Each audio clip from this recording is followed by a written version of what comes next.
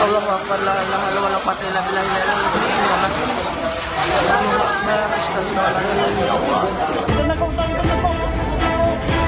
Petugas pemadam kebakaran dibantu warga berjibaku memadamkan api yang membakar 5 rumah di kawasan padat penduduk Jalan Kerja Bakti, Kelurahan Makassar, Jakarta Timur, Minggu malam.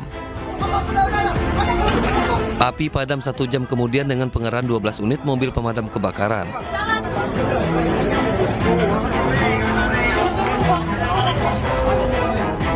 Akibat kebakaran, 1 orang wanita penghuni rumah bernama Dewi 50 tahun meninggal dunia.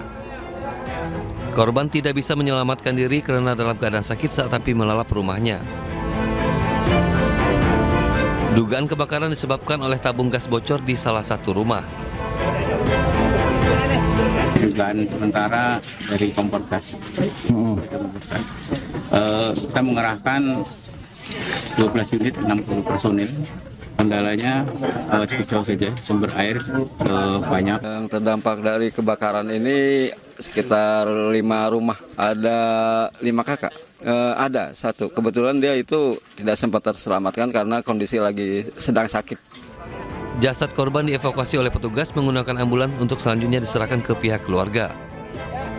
Kasus kebakaran ini dalam penyelidikan pihak kepolisian sektor Makassar. Dari Jakarta, tim liputan iNews melaporkan.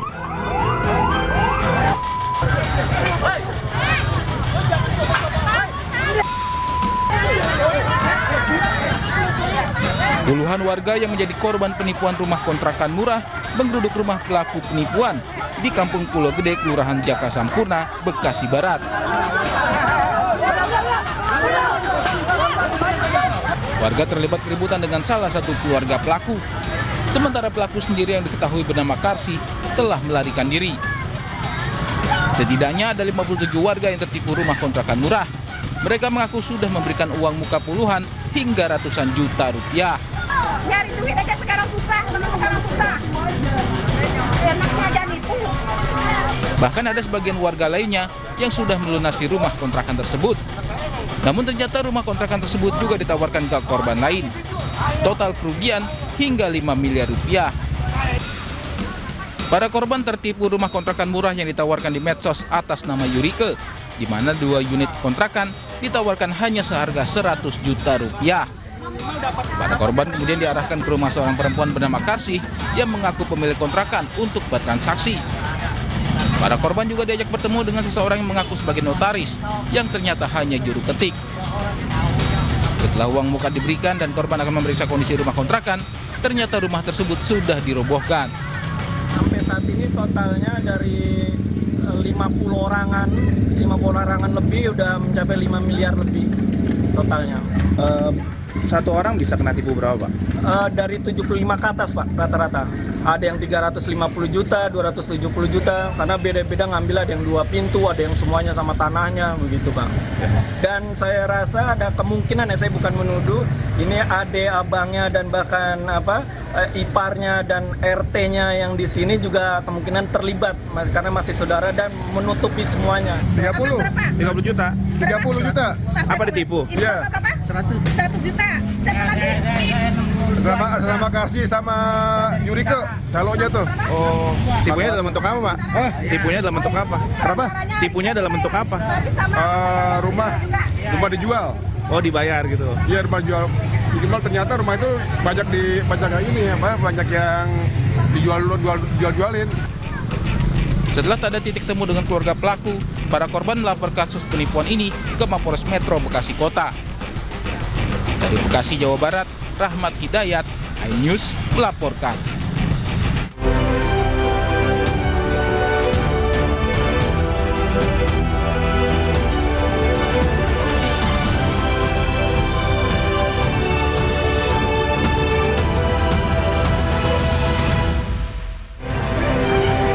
Hari pertama masuk sekolah rakyat, murid dan orang tua antusias berangkat ke sekolah.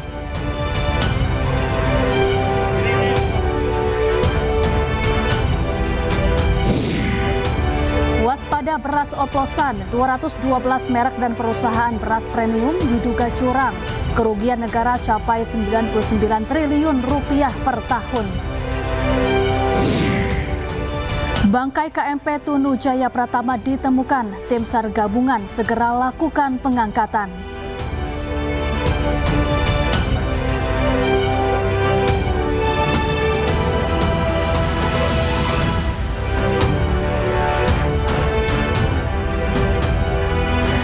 Selamat siang pemirsa, apa kabar Anda hari ini? Senang sekali saya Syafaati Suryo kembali hadir menemani Anda dalam iNews Siang. Selain 3 berita utama tadi, iNews Siang juga akan menyuguhkan beragam informasi penting lainnya. iNews Siang ini kami awali dari hari pertama masuk sekolah usai libur panjang. Para siswa dan orang tua di SD Negeri Babakan 2 Bogor datang sejak subuh berebut masuk kelas demi mendapat kursi paling depan.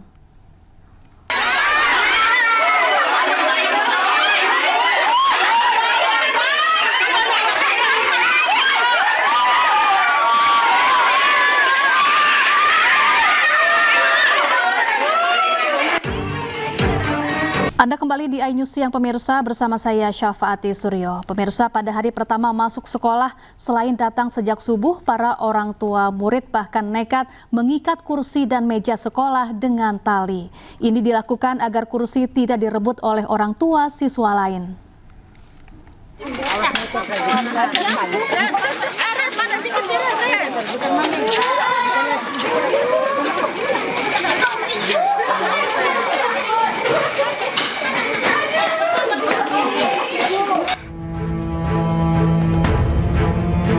Puluhan orang tua siswa langsung berlarian menuju ruang kelas sesaat setelah gerbang sekolah SD Negeri 4 Kedokan Agung, Kabupaten Indramayu dibuka.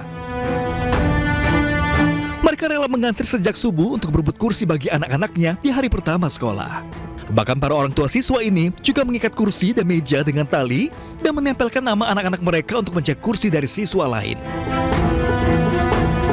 Pertama masuk ke sekolah, wali murid atau anak-anak sekolah berdatangan lebih awal. Kadang-kadang ya sebelumnya sudah memberikan tanda di meja atau di kursi dengan berbagai macam, ada yang diikat, ada yang tempel nama dan lain-lain. Duduk di depan supaya menerima pelajaran dengan jelas katanya.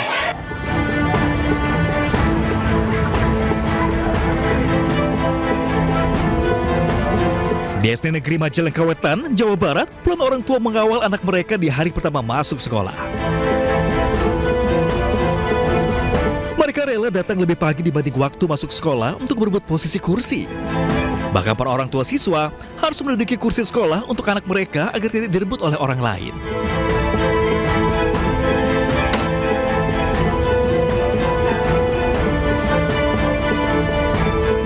Sementara itu, wali murid dan siswa SDN Tegal Besar 3 di Jember, Jawa Timur datang sejak pukul 5:30 pagi di hari pertama sekolah.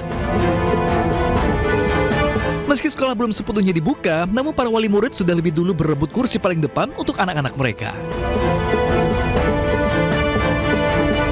Ini anaknya pengen duduk di depan, biar tahu cepat tahu ada menangkap pelajaran itu. Menangkap pelajaran itu. Para wali murid masih beranggapan bahwa posisi menentukan prestasi. Dengan duduk di barisan depan, mereka berharap anak-anak dapat menyerap pelajaran lebih mudah. Tim Liputan iNews melaporkan.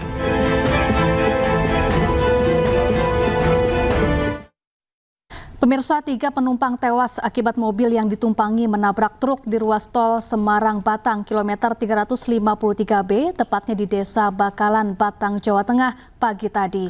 Penyebab kecelakaan diduga karena sopir mengantuk.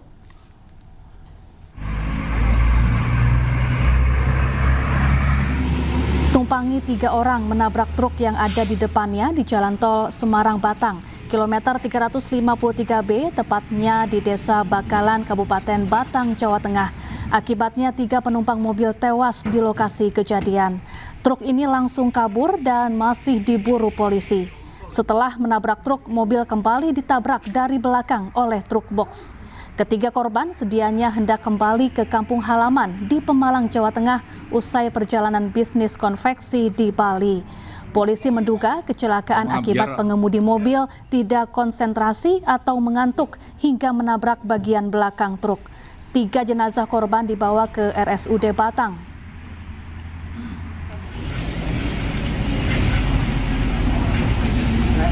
Kasus kematian diplomat muda Kementerian Luar Negeri Arya Daru Pangayunan masih menjadi misteri. Dari rekaman CCTV terbaru, seorang penjaga kos bolak-balik mengintip kamar korban dari celah pintu sambil berkomunikasi dengan orang lain lewat ponsel. Inilah video rekaman kamera pengawas indekos di Jalan Gondangdia Kecil, Menteng, Jakarta Pusat, malam hari sebelum diplomat muda Kementerian Luar Negeri Arya Daru Pangayunan ditemukan tewas pagi harinya. Sekitar pukul 00:27 8 Juli, nampak seorang penjaga kos berjalan mondar-mandir di sekitar kamar kos korban. Sambil berkomunikasi lewat telepon genggam, penjaga kos kemudian mengintip kamar korban melalui celah pintu. Diduga penjaga kos tengah berkomunikasi dengan orang terdekat korban yang meminta memeriksa keberadaan korban di dalam kamar. Tidak terlihat gerak-gerik mencurigakan dari penjaga kos atau keberadaan orang lain. Video itu merupakan rekaman terakhir aktivitas yang terlihat di halaman indekos sebelum Arya Daru Pangayunan ditemukan tewas pada pagi harinya dengan wajah terlilit lakban. Polisi selidiki setiap detail barang bukti termasuk jejak sidik jari pada lakban yang melilit bagian kepala korban. Selain itu, polisi juga menunggu hasil penyelidikan patologis terhadap organ tubuh korban. Usai olah TKP, polisi pastikan tak ada dokumen dan barang berharga yang hilang. Tidak ada indikasi kekerasan pada tubuh korban. Sejauh ini 5 saksi sudah diperiksa termasuk penjaga kos dan istri korban. Komisioner Kompolnas mendatangi rumah almarhum Brigadir Nur Hadi, polisi yang dibunuh atasannya di Lombok Barat, Nusa Tenggara Barat. Kompolnas menyatakan akan transparan dalam penyelidikan kasus ini. 2 komisioner Kompolnas yang datang ke rumah Brigadir Nur Hadi adalah Supardi Hamid dan Arif Wicaksono. Mereka menemui istri Brigadir Nur Hadi, Elma Agustina. Dalam pertemuan, istri korban berharap penyelidikan dilakukan secara transparan. Selain itu, Kompolnas juga membuka masukan untuk Polri, terutama nasib anak korban. Sebelumnya, polisi telah menetapkan 3 tersangka. 2 diantaranya dihentikan dengan hormat dari Polri. Selain proses yang transparan, mereka terus mendapatkan informasi yang berkelanjutan terkait peristiwa ini. Juga mereka menitipkan harapan kepada kami, melalui kami kepada Polri, menyangkut anak-anak dari almarhum Nur Hadi. Nah, kami nanti akan mencoba untuk meminta kepada baik Polda maupun Polri secara semuanya dituntaskan sama nggak yang berlanjut. Terima kasih semua.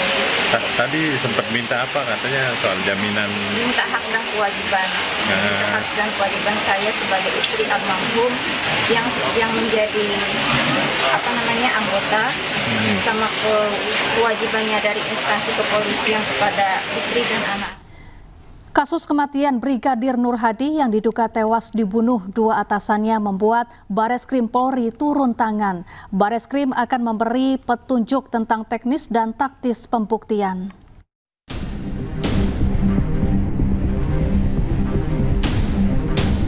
Kasus kematian Brigadir Nur Hadi yang terjadi 3 bulan yang lalu, tepatnya pada 16 April 2025, belum menemukan titik terang pelaku penganiayaan yang menyebabkan Nur Hadi tewas. Karena itu, Bareskrim Polri turun tangan membantu kasus tersebut agar lebih terang. Terutama memberi petunjuk tentang teknis pembuktian khususnya dalam penerapan pasal. Direktur Tindak Pidana Umum Bareskrim Polri Brigjen Juhandani Rahajopuro menyatakan pihaknya hanya memberikan asistensi karena hasil pembuktian secara saintifik masih adanya penerapan pasal yang kurang tepat serta tambahan pasal yang kita sarankan.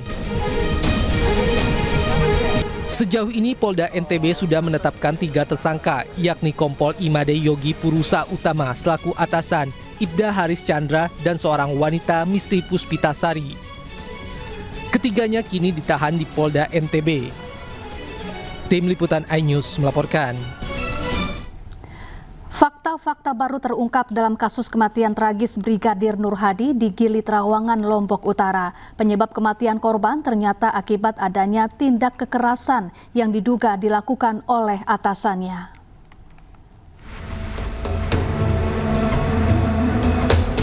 Muhammad Nur Hadi, anggota BIT Propam Polda Nusa Tenggara Barat ditemukan tewas di dasar kolam salah satu villa di kawasan Gili Trawangan, Lombok Utara pada tanggal 16 April 2025. Pada penyidikan awal, korban diduga tewas karena tenggelam. Tragedi kematian polisi dengan pangkat brigadir ini sebulan ditutup oleh penyidik. Namun kuatnya dorongan publik terhadap pengungkapan kasus ini membuat polisi akhirnya bertindak. Dan berikut kronologi kematian Brigadir Nur Hadi. Pada hari Rabu 16 April 2025, Brigadir Nur Hadi bersama para pelaku datang ke salah satu villa di Gili Trawangan, Lombok. Di sana mereka menggelar pesta bersama teman wanita. Kemudian pada pukul 20 waktu Indonesia Tengah, korban Nur Hadi berendam di kolam bersama pelaku dan teman wanitanya. Kombes Syarif menyebut Brigadir Nur Hadi diduga merayu teman wanita pelaku. Lalu pukul 21 waktu Indonesia Tengah, pelaku diduga menganiaya korban di dalam kolam hingga pingsan dan korban dibiarkan hingga akhirnya tewas. Kemudian pukul 21.20 waktu Indonesia Tengah, pihak villa menghubungi salah satu klinik. Korban sempat diberikan pertolongan pertama, namun kondisinya tidak memberikan respons. Korban dinyatakan meninggal dunia pada pukul 22.14 waktu Indonesia Tengah. Hal itu terungkap dari hasil otopsi. Penyidik kemudian memeriksa 18 saksi untuk mengungkap kasus itu. Tim Liputan iNews melaporkan. Anda masih di iNews Siang bersama saya Desvita Bionda. Pemirsa, sejumlah produsen beras di Indonesia diduga melakukan praktik penipuan terhadap konsumen di Indonesia dengan nilai kerugian mencapai 99 triliun rupiah per tahun. Menurut Menteri Pertanian Amran Sulaiman, modus perusahaan beras yakni mengoplos beras kemasan yang diklaim premium atau medium dengan beras biasa atau mengurangi kuantitas beras dalam setiap kemasan. Saat ini menurut Amran ada 212 merek beras yang diproduksi tidak sesuai aturan. Amran sudah melaporkan temuan Kementerian Pertanian pada Kapolri Jenderal Listio Sigit Prabowo dan Jaksa Agung ST Burhanuddin. 4 perusahaan besar produsen merek beras yang isinya tidak sesuai regulasi kini tengah diperiksa polisi. Keempatnya adalah Wilmar Group, PT Food Station Cipinang Jaya, PT Belitang Panen Raya, dan PT Sentosa Utama Lestari. Ada 212 yang ditemukan oleh Satgas Pangan dan Kementerian Pertanian. Bersama-sama itu tidak sesuai dengan regulasi yang ada. Semuanya ini yang 212 merek kami sudah kirim langsung ke Pak Kapolri, kemudian Satgas Pangan dan Pak Jaksa Agung. Mudah-mudahan ini diproses cepat. Kami sudah terima laporan tanggal 10 2 hari yang lalu itu telah mulai pemeriksaan. Kami berharap ini ditindak tegas dan kepada saudara-saudara yang lain pengusaha beras seluruh Indonesia jangan melakukan hal serupa. Jangan melakukan hal serupa. Tolong menjual beras sesuai standar yang sudah ditentukan. Wakil Menteri Pertanian Sudaryono mengungkap 212 merek beras premium diduga melakukan penyimpangan dengan mengoplos kualitas beras. Pemerintah berjanji akan menindak tegas perusahaan yang terbukti melakukan kecurangan.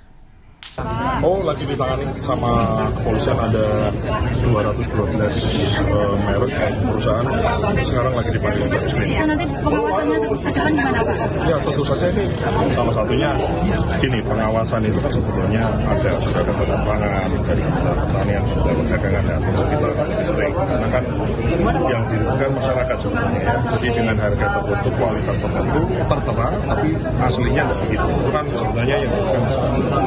Harus ini jadi momen yang baik kita tidak tegas supaya semua tertib.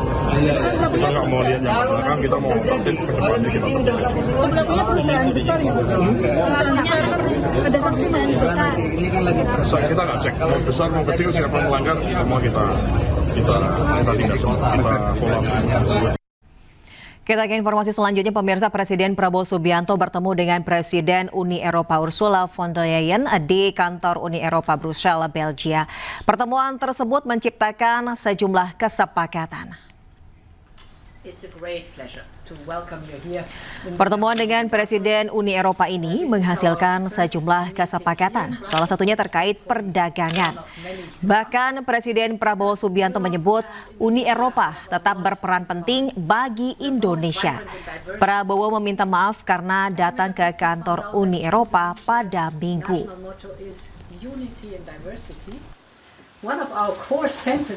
And I would like once again to apologize for visiting you on a Sunday. I know this is a very out of the ordinary, so this is a really great honor that you give me, and also a great sacrifice, but I think this also shows the importance that we attach to the relationship. Very important in this is always the second and the third element.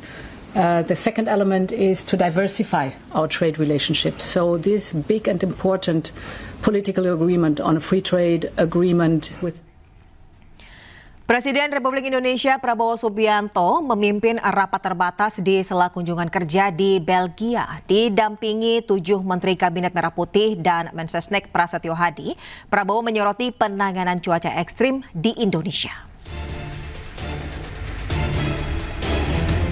Dilakukan lewat konferensi video, rapat terbatas digelar dari Belgia untuk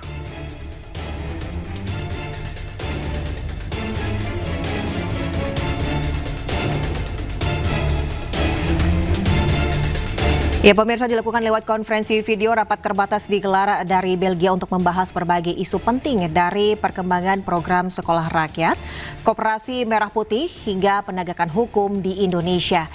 Prabowo juga menekankan kesiapan pemerintah menghadapi cuaca ekstrim yang saat ini terjadi di berbagai wilayah di Indonesia. Presiden dijadwalkan melanjutkan lawatan luar negerinya ke Prancis untuk memenuhi undangan dari Presiden Prancis Emmanuel Macron.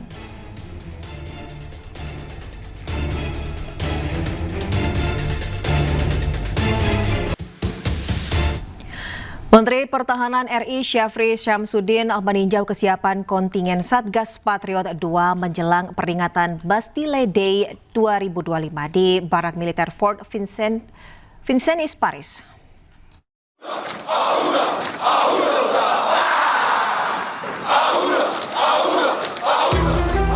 Menteri Pertahanan RI Syafri Syamsuddin meninjau langsung kesiapan kontingen Satgas Patriot 2 menjelang peringatan Bastille Day 2025 di Barak Militer Fort Vincennes, Paris.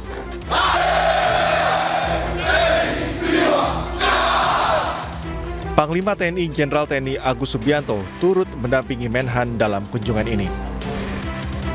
Kunjungan ini menjadi bentuk dukungan langsung kepada para prajurit yang telah menjalani rangkaian latihan terpadu selama beberapa hari terakhir di Pangkalan Militer Satori. Kontingen Indonesia akan tampil sebagai pasukan pembuka defile militer dan disaksikan secara langsung oleh Presiden Prabowo Subianto dan para duta besar serta diplomat asing. Keikutsertaan Indonesia dalam ajang ini merupakan bagian dari diplomasi pertahanan sekaligus simbol penguatan kerjasama bilateral Indonesia-Prancis di bidang pertahanan. Menhan menekankan bahwa keikutsertaan Satgas Patriot 2 dalam acara Bastille Day di Prancis merupakan sebuah kesempatan yang sangat berharga dan kehormatan bagi Indonesia. Datang untuk menyemangati kalian dengan harapan bahwa semua langkah tindak yang kalian lakukan besok itu menunjukkan bahwa kita adalah negara yang sedang bangkit, kita adalah negara yang disiplin, dan kita adalah negara yang bermartabat di mata fora internasional.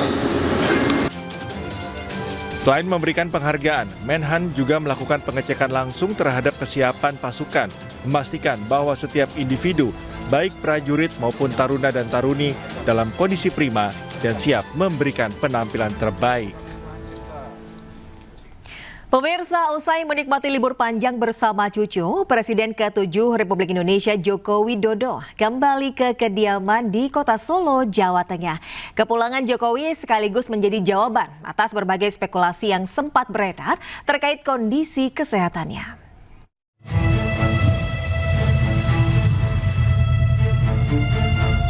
Libur sekolah telah berakhir dan Jokowi yang telah merayakan liburan bersama cucu-cucunya juga kembali ke kediamannya.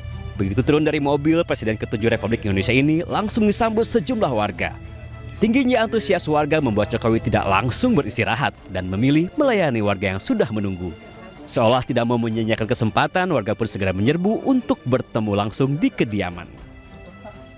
Jokowi. Liburan ini, Pak. Liburan ya, Pak. Ye. Sehat ini, Pak. Sehat, Pak. Sehat. Menurut ajudannya, mantan wali kota Solo tersebut liburan bersama cucu selama 2 minggu, termasuk ke pantai untuk bermain pasir dan naik ATV.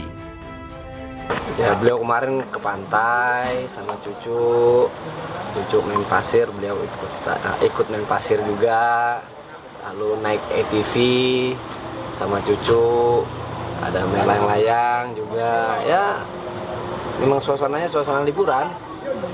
Berapa lama itu, Nek? Mungkin sekitar 2 minggu lebih ya.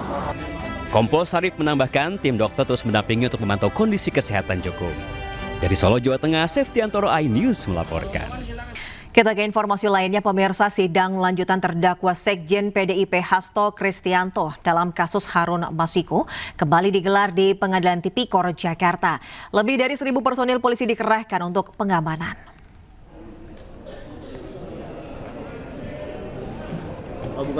Pengamanan dilakukan mengingat aksi unjuk rasa yang digelar oleh para pendukung Sekjen PDIP tersebut di Pengadilan Tipikor. Sidang hari ini beragendakan pembacaan replik atau tanggapan atas nota pembelaan Hasto yang dibacakan pekan lalu. Hasto didakwa terlibat dalam kasus suap pergantian antar waktu sekaligus melakukan perintangan penyidikan Harun Masiku.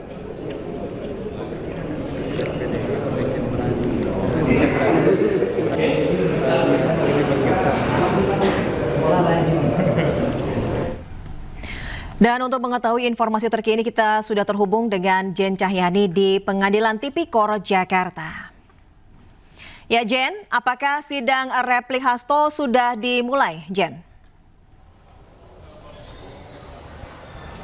Baik Desvita dan juga pemirsa, untuk saat ini sidang pembacaan replik di Pengadilan Tipikor terkait dengan kasus dugaan suap Hasto Kristianto saat ini tadi baru saja usai dibacakan repliknya oleh Jaksa Penuntut Umum setelah pada hari Kamis lalu dibacakan pledoi atau nota pembelaan oleh pihak Hasto Kristianto. Dari Hasto Kristiantonya langsung yang membacakan dan juga pihak kuasa hukumnya yang kemudian direspon oleh Jaksa Penuntut Umum melalui replik ini. Tadi kalau kita dengarkan ada 16 poin terkait dengan replik dari Jaksa Penuntut Umum, yang mana yang paling utama yakni dari pihak Jaksa Penuntut Umum menolak sepenuhnya nota pembelaan atau pledoi yang disampaikan oleh pihak Hasto Kristianto pada hari Kamis lalu. Dan kemudian tadi juga direspon oleh pihak Hasto Kristianto pada saat sidang sudah usai, yakni di mana kalau dari pihak Hasto Kristianto menilai kalau Jaksa Penuntut Umum masih saja penuh asumsi dalam mendakwa Hasto Kristianto sebagai terdakwa dalam kasus dugaan suap pergantian antar waktu atau PAW DPR RI Harun Masiku dan juga perintangan penyidikan. Di mana kalau tadi ada beberapa poin yang sempat disampaikan oleh pihak Hasto Kristianto, yakni mereka merasa bahwa Jaksa Penuntut Umum masih penuh asumsi dan juga tidak sesuai dengan fakta-fakta persidangan. Dan tadi juga sempat dari kuasa hukum Hasto Kristianto menyatakan atau kembali menegaskan bahwa terkait dengan suap Harun Masiku pada Ketua KPU pada saat itu, ini adalah rencana terdakwa Doni Tri Istiqomah dan juga Saipul Bahri yang direncanakan keduanya dan juga tidak diketahui oleh Hasto Kristianto. Dan hal tersebut menurut pihak Hasto sudah disampaikan di dalam fakta-fakta persidangan melalui keterangan-keterangan saksi yang sudah dihadirkan pada persidangan yang lalu. Dan kemudian selain itu juga poin menarik yang sempat disampaikan oleh pihak Hasto Kristianto setelah mendengar replik yang disampaikan oleh Jaksa Penuntut Umum pada siang tadi, yakni bagaimana terkait dengan suap Harun Masiku ini sudah pernah disidangkan pada tahun 2019, pada tahun 2020 lalu, 2019 sampai 2020, di mana ini adalah sudah inkrah kasusnya dan juga bagaimana kasus tersebut didaur ulang pada tahun 2025, sedangkan dari fakta-fakta persidangan saksi ini ada yang berubah sehingga itu dapat merubah nanti fakta hukum yang berlaku pada saat vonis atau putusan. Sementara itu, Desvita. Baik, terima kasih Jen Cahyani yang melaporkan langsung dari Pengadilan Tipikor Jakarta dan selamat bertugas kembali. Anda kembali di iNews Siang, pemirsa. 4 pelaku begal menembak seorang wanita dan membawa motornya di Bandar Lampung. Meski sempat tidak sadarkan diri, korban selamat dan alami trauma.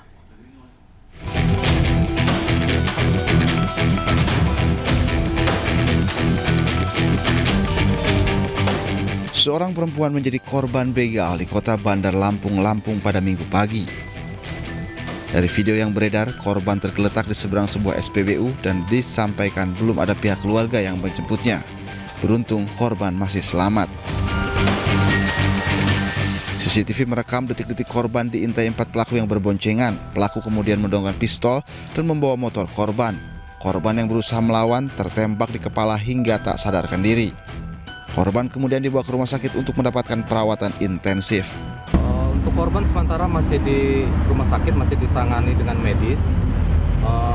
Untuk keadaannya sadar, tapi masih belum bisa kita konfirmasi karena masih trauma. Untuk sepeda motornya berhasil dicuri itu? Untuk sepeda motor berhasil dibawa 4 pelaku itu. Polisi memburu 4 pelaku begal tersebut. Rekaman CCTV dijadikan bukti sekaligus untuk mencari identitas pelaku. Dari Bandar Lampung, Lampung, Andreas Afandi, iNews melaporkan. Warga dihebohkan dengan temuan jasad pria tewas di pohon di Kota Makassar, Sulawesi Selatan. Korban diduga seorang dosen di Universitas Negeri Makassar. Setelah mendapat laporan warga, polisi langsung menggelar olah TKP. Jasad kemudian dievakuasi ke Rumah Sakit Bayangkara Makassar untuk proses autopsi. Dari keterangan petugas, jasad korban awalnya ditemukan salah seorang warga yang melintas di tempat kejadian. Korban diduga seorang dosen di Universitas Negeri Makassar. Hingga kini polisi masih selidiki penyebab kematian korban. Laporan dari warga bahwa ada mayat ditemukan di Jalan Karungkung ini. Untuk sampai saat ini identitas pelaku kami belum tahu nama. Seorang tukang ojek ditemukan tewas dengan kondisi mengenaskan di semak-semak di Puncak Jaya, Papua. Korban diduga dibunuh kelompok kriminal bersenjata. Sudah dibunuh. Mayatnya ada di bawah ini. Sudah buang di semak-semak. Ini dia, kasihan. Safarudin, 40 tahun, pria yang sehari-hari berprofesi sebagai tukang ojek, ditemukan tewas dalam kondisi mengenaskan di semak-semak oleh warga Puncak Jaya, Papua, Sabtu siang. Korban diduga dibunuh dengan senjata tajam karena ditemukan luka di kepala dan kaki. Safarudin diduga jadi korban perampokan dan kekerasan oleh kelompok kriminal bersenjata KKB karena sepeda motor serta ponselnya ikut raib. Petugas gabungan Satgas Ops Damai Kartens kemudian mengevakuasi jasad korban dengan menempuh jalur yang cukup ekstrim. Pasalnya kondisi medan menuju TKP curam dan berbukit. Menggunakan motor, jasad korban dibawa ke jembatan distrik One Way sebelum dibawa ke RSUD Mulia Kabupaten Puncak Jaya untuk kemudian dipulangkan ke kampung halaman di Kabupaten Goa, Sulawesi Selatan. Pihak Satgas Damai Kartens menyebut korban sempat hilang beberapa hari sebelum ditemukan meninggal. Berdasarkan informasi jaringan, tragedi ini diduga kuat terkait aktivitas kelompok kriminal bersenjata pimpinan Lekagat Telengeng, tokoh yang telah lama menjadi bayang-bayang konflik bersenjata di Papua. Motif diduga dipicu oleh penanaman motor milik kerabat mereka yang diamankan oleh aparat saat patroli di Mulia. Sementara itu, keluarga korban tak kuasa menahan kesedihan dan berharap jasad Safarudin segera dipulangkan ke kampung halaman. Keluarga tak menyangka Safarudin tewas dengan cara mengenaskan karena sehari sebelum hilang mereka sempat berkomunikasi via telepon. Tim Liputan iNews melaporkan. Ya, selain tukang ojek, pemirsa, seorang warga sipil juga tewas ditembak orang tidak dikenal di Puncak Jaya, Papua Tengah. Kasus ini diduga terkait aktivitas kelompok kriminal bersenjata di Kota Mulia.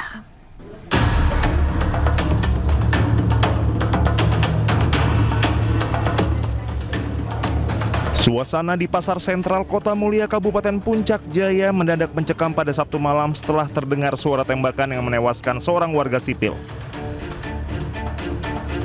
Korban Edi Hermanto, 39 tahun, warga asal Probolinggo, Jawa Timur yang berdomisili di distrik Pagaleme, Kabupaten Puncak Jaya, ditemukan meninggal dunia dengan luka tembak di pelipis mata kiri yang menembus ke bagian belakang kepala.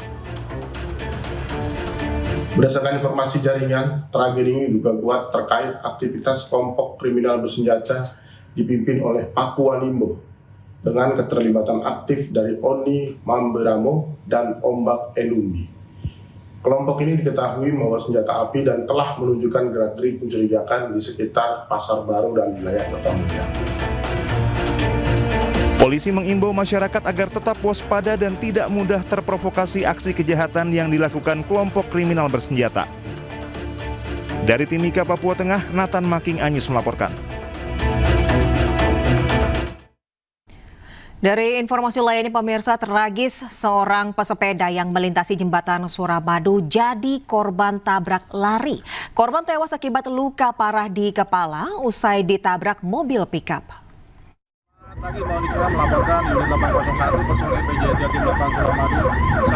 Korban seorang pesepeda meninggal secara tragis usai jadi korban tabrak lari sopir pickup yang melintas di atas jembatan Suramadu, Bangkalan, Jawa Timur.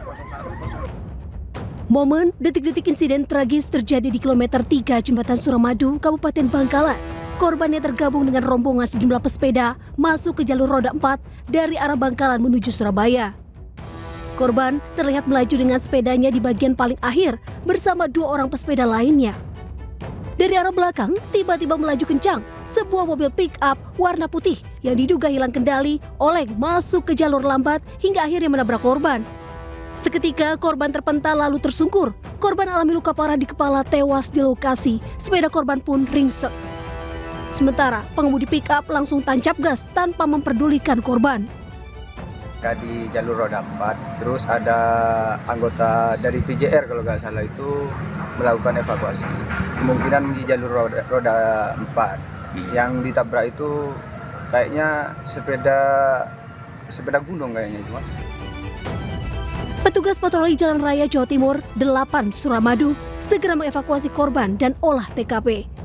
Jasad korban TA 50 tahun warga Kamal Bangkalan dibawa ke ruang jenazah RSUD Syarifah Ambamirato Embu Bangkalan yang selanjutnya diserahkan ke pihak keluarga.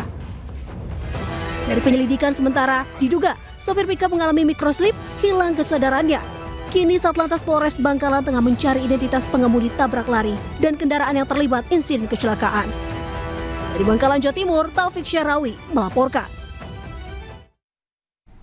Seorang warga terjepit rel saat melintasi pintu perlintasan kereta api di Bogor, Jawa Barat. Evakuasi korban dilakukan petugas pemadam kebakaran.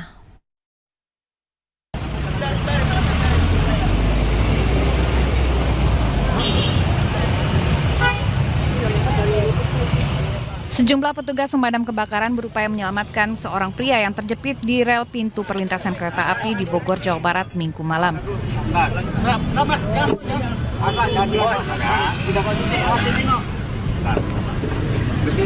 Dengan menggunakan peralatan penyelamatan, petugas mengeluarkan kaki korban yang terjepit selama setengah jam. Akhirnya korban berhasil diselamatkan. Korban mengalami luka ringan. Korban mengaku akibat kondisi lokasi yang gelap membuatnya tidak melihat lubang saat melintasi rel bersama keluarganya.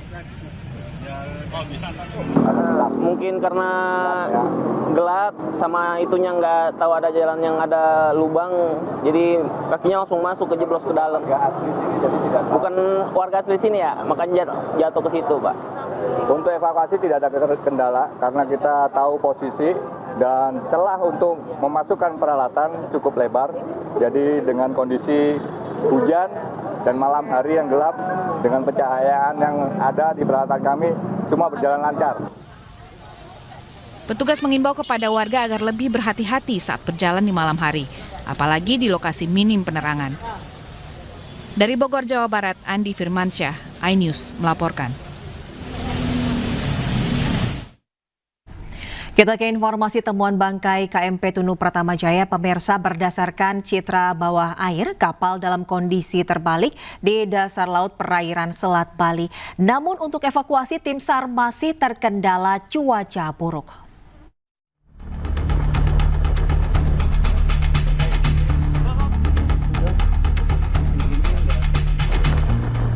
Tim SAR gabungan terus melanjutkan pencarian terhadap badan kapal motor penumpang Tunu Pratamajaya yang tenggelam di perairan Selat Bali.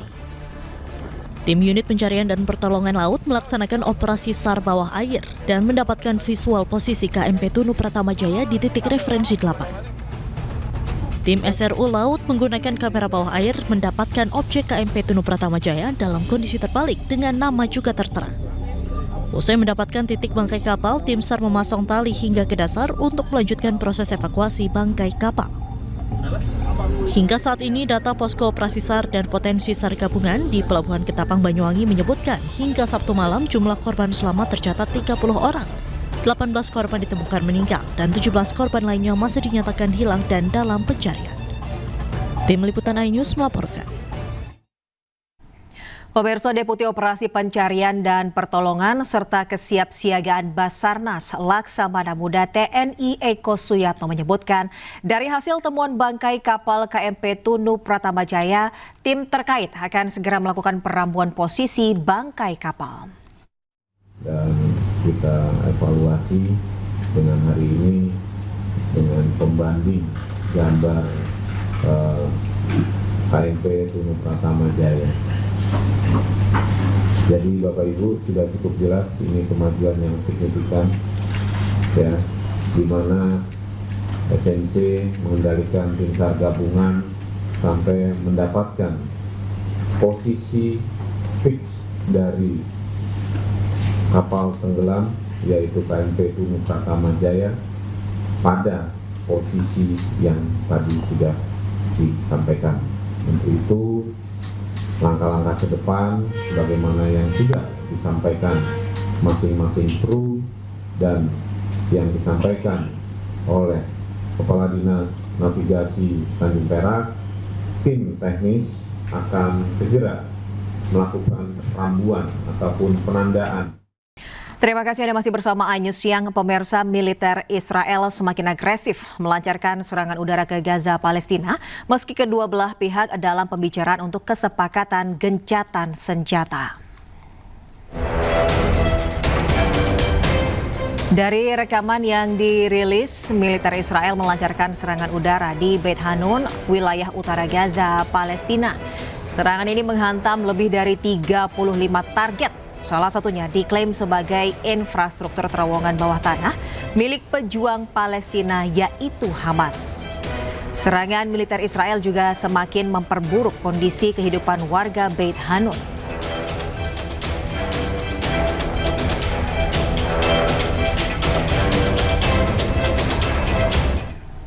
27 warga Palestina dilaporkan tewas dan lebih dari 180 orang terluka pada hari Sabtu di dekat pusat distribusi bantuan di utara Rafah, Gaza Selatan. Insiden terjadi saat warga sipil berkumpul untuk menerima bantuan kemanusiaan.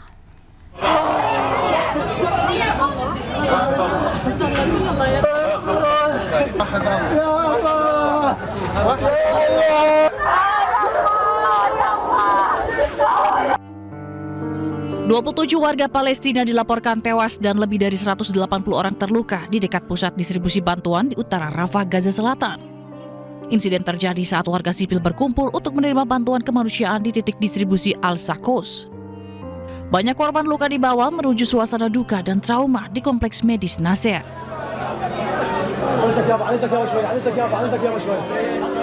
Warga sipil menangisi jenazah kerabat mereka, sementara yang lain menggambarkan keputusasaan yang semakin besar yang dihadapi keluarga di tengah kekurangan makanan, air, dan obat-obatan yang meluas.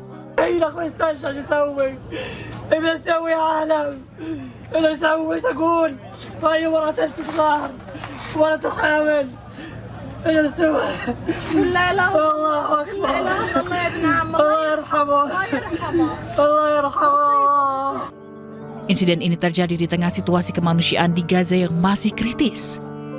Sejak dimulainya perang Israel-Hamas pada 7 Oktober 2023, menyusul serangan mematikan Hamas di Israel Selatan, lebih dari 57.000 warga Palestina telah tewas dan lebih dari 138.000 lainnya terluka, menurut otoritas kesehatan Gaza.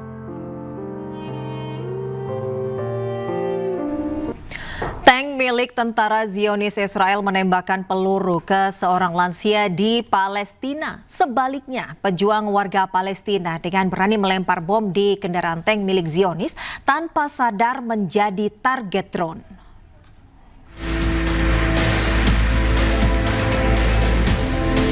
Tank milik tentara Zionis Israel menembakkan peluru ke seorang lansia Palestina yang tidak bersenjata. Terlihat lansia itu berusaha melarikan diri untuk menyelamatkan nyawanya di kota Khan Yunis.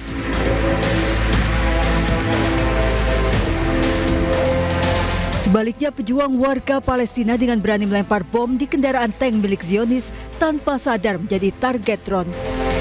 Serangan gabungan oleh pejuang penentangan ke atas 2 tank Israel ini terjadi di semenanjung Gaza. Beruntung mereka selamat setelah meledakkan 2 tank tempur karena bersembunyi di terowongan.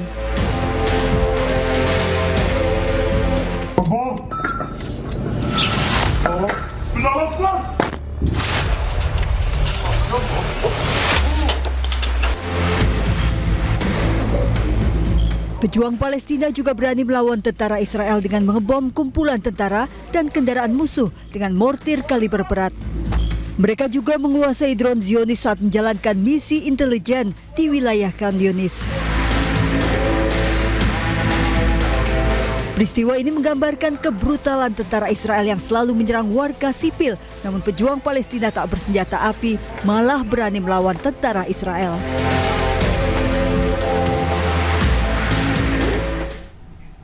Pesawat tempur pendudukan menargetkan sebuah gedung di sekitar Universitas Islam di kota Gaza. Sementara di Jabalia, Gaza Utara, sebuah sekolah pengungsian menjadi sasaran serangan udara oleh militer Israel.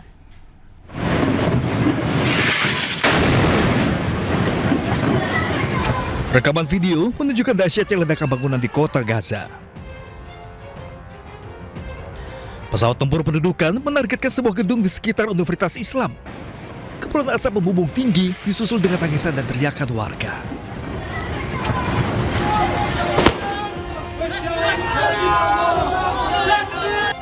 Di Jabalia, Gaza Utara, puluhan warga Palestina termasuk wanita dan anak-anak dilaporkan tewas atau terluka dalam dugaan serangan udara Israel terhadap sebuah sekolah yang menampung para pengungsi.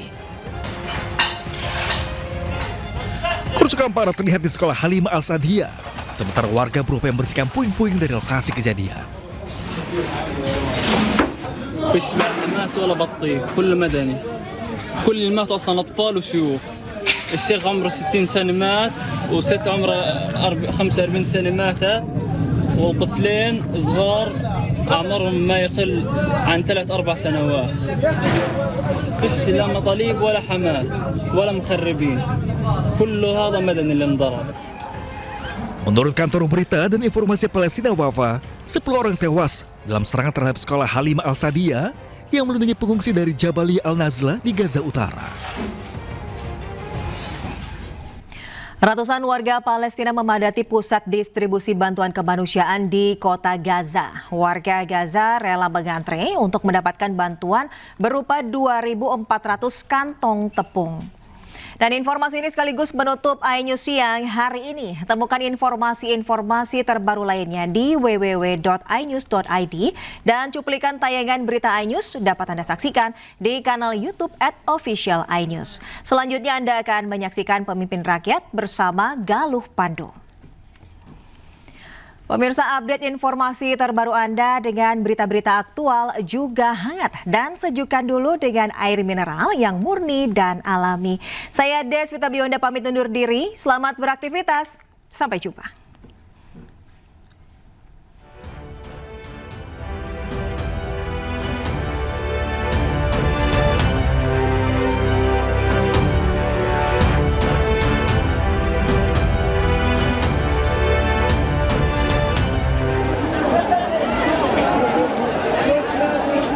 Ratusan warga Gaza rela mengantri untuk mendapat bantuan 2.400 kantong tepung dari Youth Future Rescue Society bekerja sama dengan Program Pangan Dunia dan PBB pada Sabtu waktu setempat.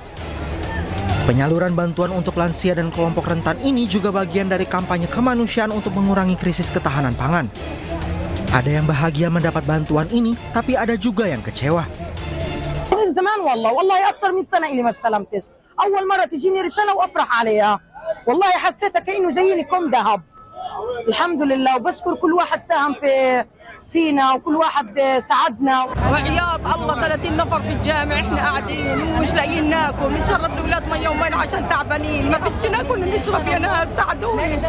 مش كل الناس اللي بتجيهم رسائل في ناس بتجيها رساله في ناس مرتين احنا ولا مره واحنا عندنا اطفال كثير مش قادره احكي عشان لي 3 ايام ما اكلتش. Menanggapi hal ini, pihak penyelenggara menyebut bantuan diberikan kepada mereka yang sudah terdaftar dalam sistem. احنا البارح وصلنا عدد من الشاحنات تحمل 2400 كيس طحين. بعد ذلك احنا رفعنا القوائم على النظام الخاص في برنامج الغذاء العالمي وبعد هيك بعثنا الرسائل هذا للناس للاستلام وهذا وفق المعايير المحدده مسبقا من قبل هذا برنامج الأغذية العالمي. المعايير عدد أفراد الأسرة، النساء اللي هي مطلقة أو أرملة أو هذا اللي هم النساء لهم حق أو الذوية في الحالات الخاصة وبعض الإعاقات. Bantuan ini tiba di tengah penderitaan warga Gaza. Banyak yang mendesak perluasan distribusi bantuan untuk memastikan akses yang adil terhadap kebutuhan pokok.